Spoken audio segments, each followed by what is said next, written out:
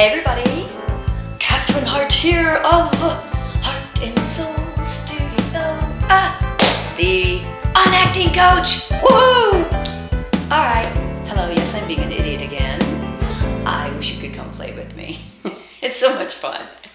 Anyway, listen, I know that I'm always telling you guys to use your imagination. Just get out there and really have fun, and that all the work comes before, and then when you get up to perform, you just play. Okay, well, here's the work. So it really does feel like to me that most of the work is done before you start to play. And if you don't do any work or know any technique before you start to be crazy and play, you're just weird and crazy, and sometimes it works and a lot of times it doesn't. And you can't duplicate it and make it look natural and real and spontaneous. That's why you need all the technique. So, today I'm going to be talking to you about choices! Woohoo!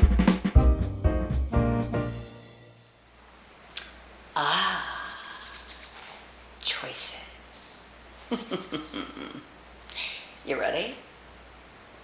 Who, what, where, why?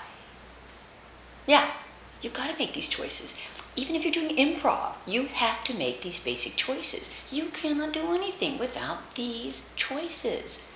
All right, now look, I know I just said who, what, where, why, but what I am going to start with, because it makes more sense to me as an actor, is where. This is where your imagination comes into play, because we start everything as an actor with imagination. I'm not just going to think about how to answer these questions, because then it's just going to be something really boring, and my little brain can't possibly come up with a bunch of really interesting stuff, because it's trying to remember all the things it's already seeing. But my imagination can mess with stuff, so I always want to play with my imagination when I'm making my choices. So what I mean by that is, start, when you look at the script, you look and you see immediately, like you would think if you were reading a book, where am I? You don't look at your script and go, oh, look, black words on a white piece of paper, and I say these things. How many lines do I have? Don't do that, okay? That's stinky poo-poo. Instead, you are going to look at this script as something alive. Like your imagination. You love your imagination. We love to play. You imagine all the time. You go to movies, pretend like you're there. You ride a roller coaster, pretend like you're going to die.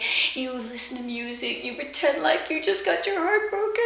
We love to play and use our imagination. We daydream all the time. So, as an actor, someone pays me to do it. This is a great job.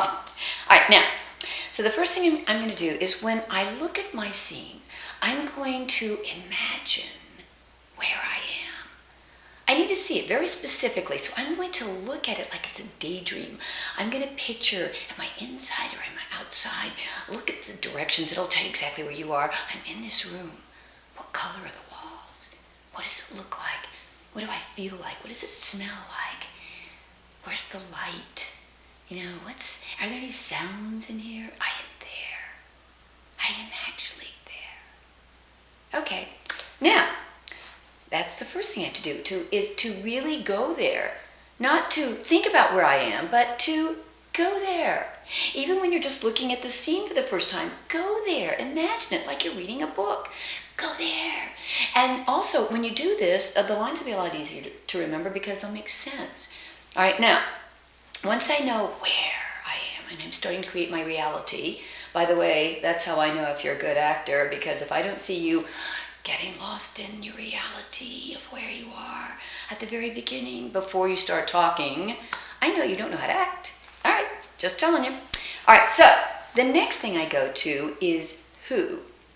And this I need to take maybe a little bit of time with, but if I only have 30 seconds, I'm going to look at it and go like, all right, what does the breakdown say I am? I'm the mean girl. Oh, okay. I'm the mean girl, but I'm not going to be a cut-out generic mean girl. I need to make it specific. Make specific choices as an actor, because you will always find your acting easier if you're specific. If I'm just a girl, I'm still trying to think, how do I say my lines like a girl would say them? But if I know I'm the mean girl, and like, what is the real thing that drives me? I ask it a lot if you only have a few seconds. What happened? What pushes your buttons? Why? Why are you this mean girl? Why do you need what you need so desperately? Because people used to pick on me. I used to be fat and ugly. But I learned how to play the game better than them, and now I am the master at this. I am the mean girl. So I am meaner than anybody else. I can take over the world. Anyway, so now I've got my mean girl. And apparently she's a really ferociously mean girl. Maybe she's a vampire mean girl. Oh, those are really fun to play. Anyway, so I am being this mean girl.